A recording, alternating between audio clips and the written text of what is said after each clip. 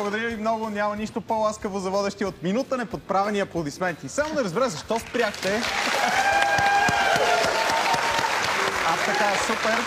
Страхотни сте. Жалко, че съм мегаломан и не мога да оценя жеста ви. Имам толкова високо мнение за себе си, че дори ми е трудно да приемам комплименти. Аз пък съм супер комплексар и всяко малко комплиментче ме кара се чувствам все по-добре. Благодаря ви! Здравейте и добър следобед на всички! Вие сте с първото издание на 5400 шоуто, което никой не знае защо се казва така. 5400, запомнете го добре, защото след време ще си продадете спомените много скъпо. Аз съм Ники Тодоров. Аз съм Краси Москов. Аз съм и Косил Лунгов. Можем да ви гарантираме, че нашето шоу остава за гледане въпреки тази звукова вакханалия в началото, която Дони нарича музика за шапка. Не трябваше да започва ново предаване с музика, писана от Дони. Горкия, според мен, я е написал по време на много сериозни стомашно-чревни проблеми. Или пък нещо друго. Вече не различава хубавото от лошото, както не различава червеното от зеленото, понеже е какъв? Далтонист!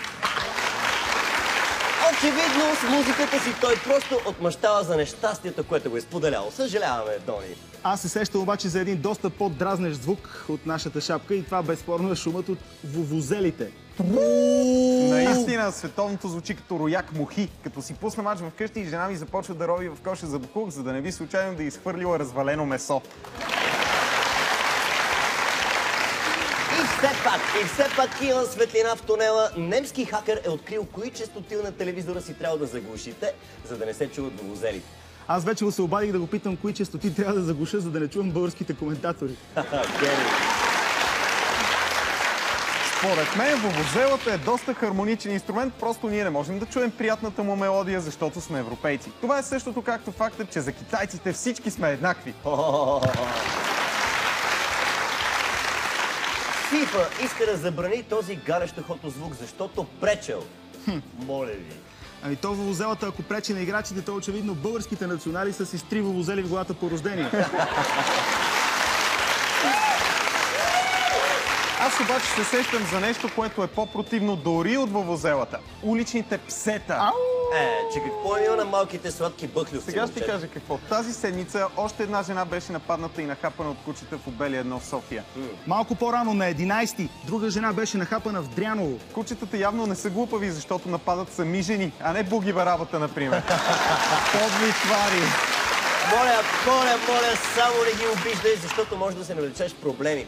Знаеш ли, че според новия закон за насилие над животните, всеки, който нарани животно, го очакват от 1 до 3 години затвор и от 5 до 15 хиляди лева глоба. А в същото време собственици на животни, които са наранили хора, ги чакат 200 лева глоба. Така трябва да бъде. Така трябва да бъде. Помните ли онзи извер, който отряза краката на кучето Мима в Дряново? За да не се прави повече така, трябва да има твърди наказания. И той е безстрого осъден в Фейсбук.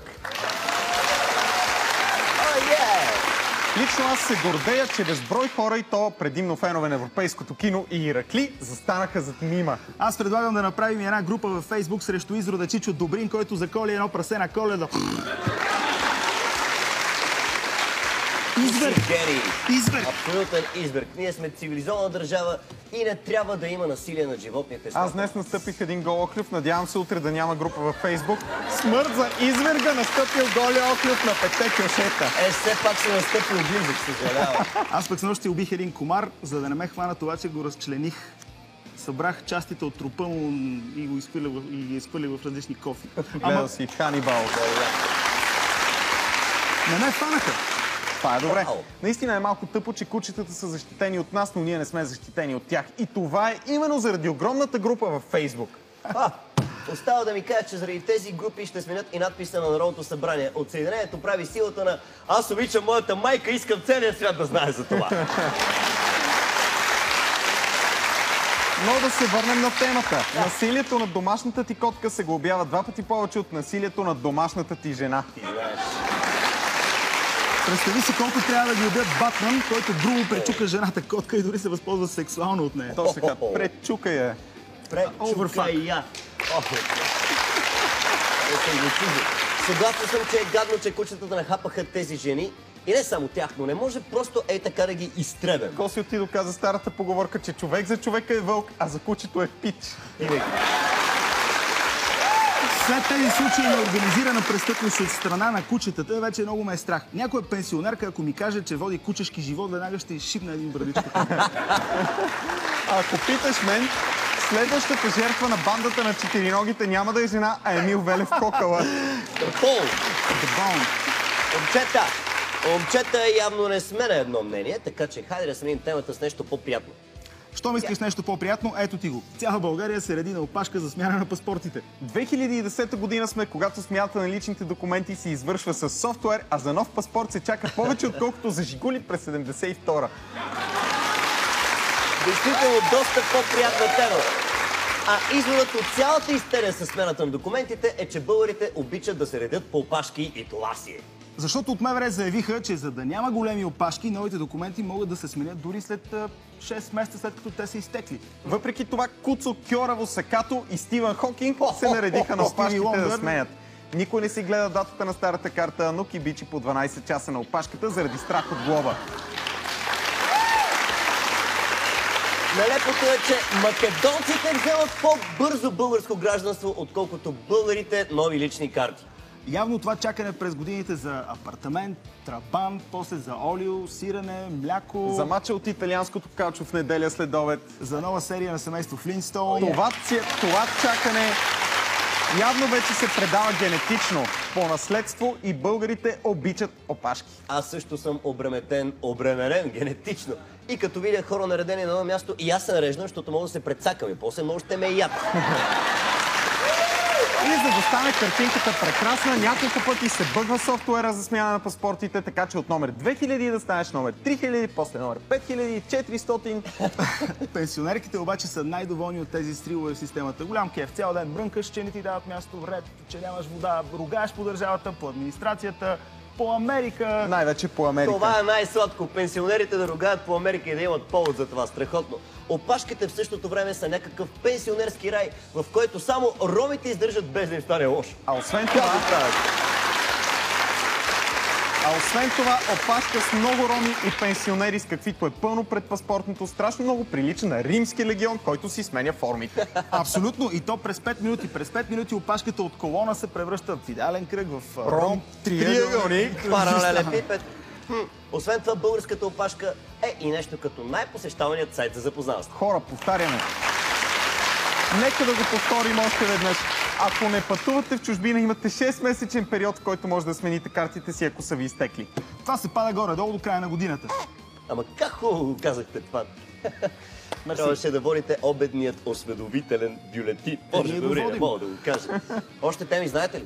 Че и питаш. За тези 3 теми, които обсъждахме до сега, ще говорим и по-късно в предаването. А сега да видим останалите интересни новини от седмицата. Дайте ми ги!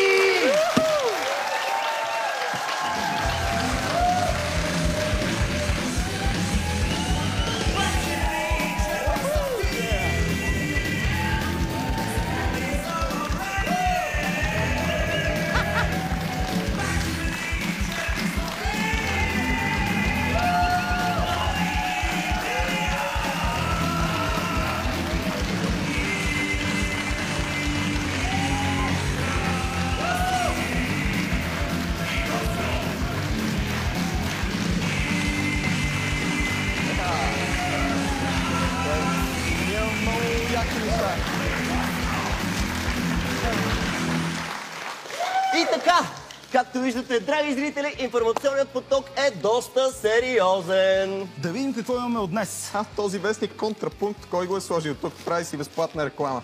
Махай го. Ето е една от най-важните новини от изминалата седмица, която видях току-що. Братята Маргини бяха освободени и обявени за невинни. Драги зрители, имахме страшно много смешки по повод на братята Маргини. Но понеже ги освободиха, ще си ги спестим и просто ще им кажем Добре дошли отново сред нас. Не, че нещо, Но освен всичко друго, тези хора са и медицинско чудо. Единственото, от което не се разболяха по време на процеса, беше остри менструални болки. О, как не са се сетили само! Още една важна новина. Треньорът на Северна Корея обвини вратаря на отбора за първия гол в матча срещу Бразилия.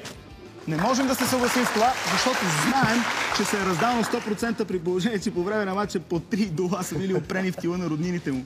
Ако аз бях на неговото положение, не гола, ами редни края щях да спася. Аз ще я спася голата. Попаднах на новината не на деня, а на годината. Немски патолог отвори магазин за трупове. Казвам, че е новината на годината, защото се очаква от този магазин да бъдат новите попълнения в националния ни отбор по футбол. Ти си гений! Не, той е гений. Ти си гений! Той е гений. И двамата сте гений. Но, както е казал Чърчил, гробищата са пълни с незаменими хора. От този магазин може да се направи и страхотен кастинг за новия сезон на Забранена любов. Ето още една интересна новина. Десетки деца бяха прияти в болница с алкохолно отравяне след края на учебната година. След като излязат от болницата, на тези деца със сигурност не само първите 7 години ще им липсват.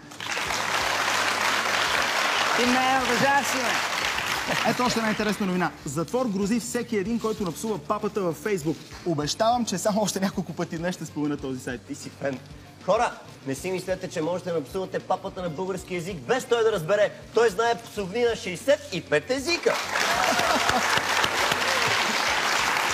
Аз смятам, че с това се изчерпват най-важните новини от изминалата седмица. Пропуснахме едно-две земетресения в Хаити, но на кой му пука? След малко започваме да нищим първата от трите ни теми за днес. Темата, от която зависят множество човешки съдби. Вувузелата! Гости, специални гости ще са ни Денис Ризов и Дани Милев Бенд. Опа! И знаете, свикнал съм така отказвам. Но преди да дойдат, вижте един заек, който е загубил много повече от краката си, млякото си. Къде е рекламата? Къде е рекламата? Къде е рекламата?